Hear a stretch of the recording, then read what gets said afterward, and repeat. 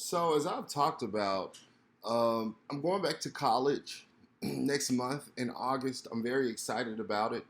It's going to take me about 2 years to graduate college, but I'm not going to be indoctrinated within those 2 years. A lot of people go to college, they hear all this liberal left wing propaganda, and they come out just as dumb as they were when they went in, but not just as dumb, more arrogant. Oh, uh, black people are oppressed, women are equal. The LGBT movement. Oh, please shut up, nigga. I am not, I refuse to be one of these indoctrinated college niggas. So, with that being said, when I graduate in 2 years, I plan on doing this extravagant trip to Africa, okay? At first, I was gonna do like a two-country tour, stay for 2 months, but my budget simply will not allow for that. But my budget will allow to go to Africa once, probably like Gambia. I'm thinking maybe Tanzania. Um, Stay for a month, really get engrossed in the culture, and it's very cheap. I can take like $2,000 up there and live like a king, live in luxury. Okay, now the thing for me is going to be Wi-Fi because I still plan on making YouTube videos while there. The thing for me is going to be Wi-Fi, places that are safe. But I'm doing my research 2 years ahead of time. You know what I never understood? I never understood why niggas go to places like Paris, France. Yeah, we went to England. Just whitewash. That's some coon shit, boy. That's some coon shit. Whenever you hear about a nigga going to Europe, that's some coon shit. And what I hate about that more than anything is these same niggas that go to places in Europe will talk shit about Africans. They'll say, "Oh, Africans don't like us," and you think these Frenchmen, you think these Englishmen want to see you in their white country? No, they don't want to see your black ass. They hate to see your black ass coming. And then Europe is expensive. Okay, you take $2,000 to Europe. That might get you to the top of the Eiffel Tower, and that might get you a quick meal. That $2,000 is gone. You just went to the top of the Eiffel Tower and you got a good meal at the top of the Eiffel Tower. Boom, that's your $2,000. I don't want to see that shit just to see a bunch of fucking Europeans. Nothing about that is appealing. I don't understand niggas who want to go to Europe. I go to Africa. I take $2,000. I'm gonna be able to live in luxury. Right? Boy, I'm gonna have so much pussy you wouldn't imagine. Just, oh, this nigga's rich. He's a rich American. I'm gonna give him some pussy. Do you know how amazing that is? Whoa, but you know they have high STD rates down there. Yeah, they have high STD rates. But hey, you can't win them all. You got to take what you can get, all right? All right, but I don't understand that. I've never been like one of these FBA type niggas, even though I was born in America. My family, all of them were born in America. We've been in America as long as I can remember, as long as my genealogy goes back, as long as I can trace it back. Okay, but I've never been like one of these FBA niggas who attack Africans, who attack Caribbeans, who attack black people that you weren't born in the same country as me, so I'm going to attack you. I've never been that type. I am nationalistic in the fact that I'm proud to be an American. I would rather be born in America than any other country, but I'm not antagonistic towards people who were born outside of America. I think that's stupid. I think it's simply a point of division that really doesn't have a real point to it. People like Tariq Nasheed, he makes good points every once in a while, but boy, he annoys the hell out of me. Doesn't he annoy the hell out of you? Tariq Nasheed, he'll get up here and talk about Africans. This tether, he's a tether. That's what he calls them. I don't like tethers. But then you look at his wife, he's married to a fucking white woman. No, he'll try to glaze it over and say, oh, she's not white, she's mixed, she's racially ambiguous.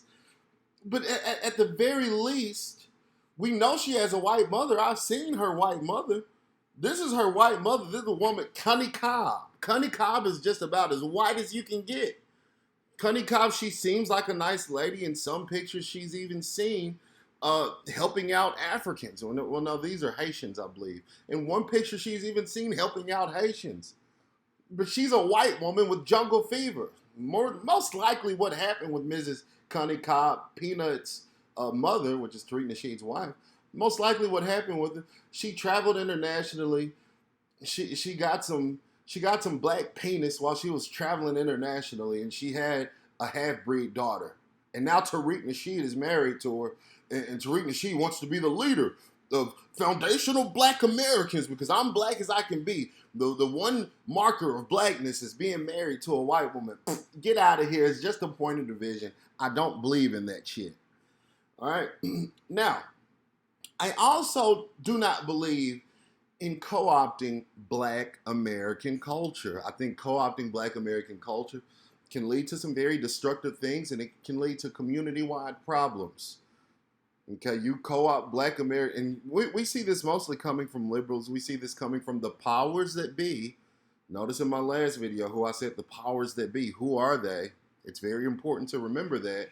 The powers that be have infiltrated our community with this diversity lie, this diversity, equity, and inclusion lie. That left-wing lie comes with a plethora of problems.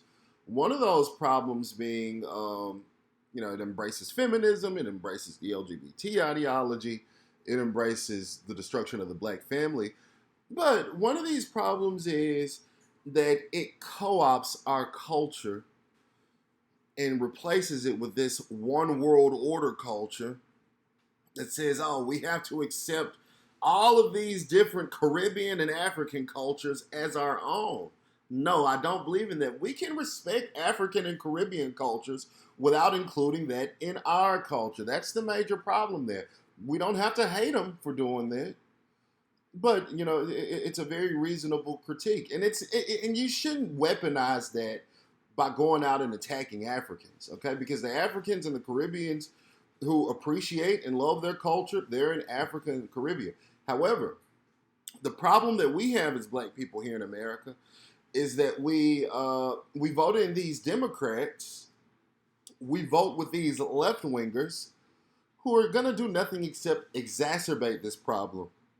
This problem came to a head recently with the Essence Festival, where you had what Tariq Nasheed would call a tether, okay, where I call her a DEI plant, the woman that you're looking at on the screen. This is Miss Wang. All right, this was the organizer of this year's Essence Festival.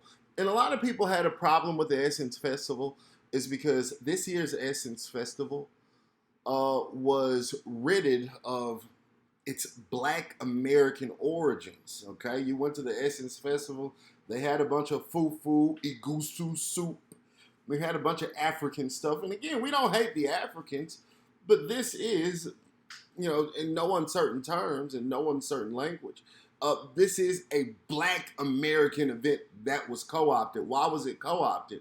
Well, it's co-opted because we voted in these democratic policies that allow inclusion, and this year's Essence Festival was simply a culmination of that. You had a DEI bitch, Miss Wang. She was the organizer. She was the main organizer. Excuse me. She was the main organizer. And under the gaze of diversity, equity, and inclusion, she included everybody's culture, this one world order type, these one world order type, new world order type policies that DEI promotes. Okay, DEI is all about, and she'll tell you herself. She even did interviews saying, "Hey, I'm privileged from DEI. I come from DEI," as if that's something to brag about. It's nothing to brag about. It's actually a very terrible thing. And so that happened. And so she had the Essence Festival. And in that Essence Festival, she had all the African and Caribbean shit. And on top of that, I think the cherry on top of this was the disrespect shown to Lauryn Hill. The system hates Lauryn Hill. I'm not sure if you realize that. But Lauryn Hill is one of the very few female artists that whenever they tried to get her to take her clothes off and twerk and shake her ass and make that a part of black culture, she said, nah, not going to do that. She actually told black women, hey, Some girls, you better watch out. Some boys, some men are only about that thing, that thing, that thing. Speaking out against the very thing that these cultural demons want to implement in the black community. Lauryn Hill spoke out against it. And so what they did with Lauryn Hill at this Essence Festival, they pushed her show to like 12 o'clock. But then once 12 o'clock struck, they said, oh, we don't have all the equipment ready, Lauryn Hill. We're going to push your show to like 2 or 3 in the morning when everybody's asleep. Nobody's going to be able to watch you.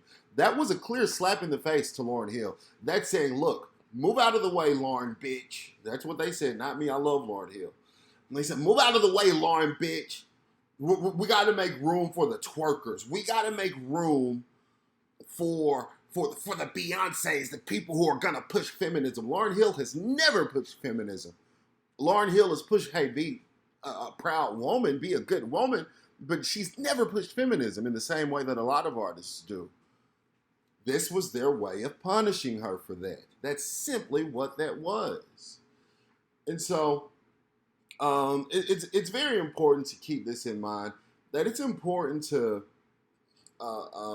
maintain our culture, and we do that by, one, not voting in Democrats who are going to allow people of other countries to come in and co-opt what our community is. And it doesn't just happen with black people. It happens with American culture as a whole. You allow foreigners to come in unchecked. Obviously, they're going to change the dynamics of your culture. But we caused this as black people. We're complaining about it now. But you same niggas that voted for Kamala Harris, you caused this. This is what Kamala Harris is. This is what Democratic policies are. This is exactly what it brings. The chickens are just now coming home to roost. Nonetheless, let me know what you think about this video in the comment section. And remember to like, subscribe, share, and as always, stay woke.